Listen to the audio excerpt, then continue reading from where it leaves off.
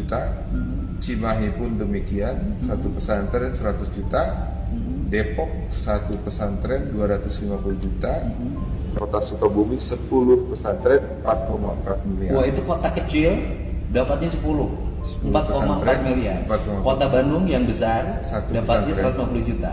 150 juta. Oke, kita ini pemerintah provinsi ini kan sumber anggarannya itu kan diambil bukan dari Garut saja, APBD-nya kan dari Bodebek dan pendapatan di seluruh provinsi Jawa Ya. Barat. Distribusi ke bawahnya harus ada pertimbangan rasa keadilan, prioritas pembangunan. Siap. Kalau bicara Kabupaten Garut, yang dikeluhin oleh warga Garut adalah jalan. ya. Yang diributin tuh jalan di Garut. Tapi alokasi ke Garut terus-terusan, tapi di Garut jalannya hancur. Ya. Nah, bisa nggak ke depan menunya nggak menu politik, menunya adalah pendekatan. Misalnya begini, kan pesantren datanya di Kemenag, Betul. madrasah diniyah kan ada datanya di Kemenag, walaupun itu kewajibannya kabupaten kota Ya.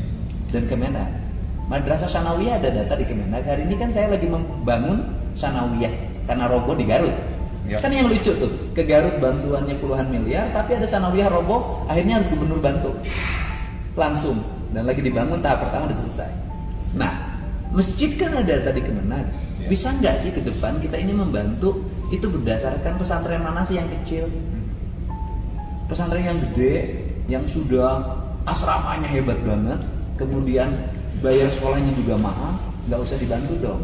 Pesantren yang kecil, yang kiainya juga tidak terkenal, adanya di kampung, mengelola anak-anak di sekitar sana, kita bantu prioritas. Mudah-mudahan, tapi kan itu nggak usah minta persetujuan DPR, itu kan kewenangan gubernur untuk menentukan. Betul, Pak. Itu bisa dikelola seperti halnya bantuan yang ke madrasah. Artinya kalau kita membangun perimbangan anggaran nih, anggaran jalan itu sekian persen, anggaran pendidikan formal SMA yang ditanggung jawab gubernur sekian persen, anggaran infrastruktur air bersih sekian persen, anggaran infrastruktur pelayanan kesehatan sekian persen, anggaran infrastruktur sarana keagamaan sekian persen. Menunya dari data yang ditampilkan yang ada itu lebih berkeadilan. Proporsinya. Kita mau objektif. Siap. Saya bapak nanya ke saya, ke bapak saya sebagai kepala bapak dan jujur sama saya. Iya. Saya pernah ngusulin nggak yang bersifat pribadi, Sampai dengan hari ini tidak. walaupun digosipin.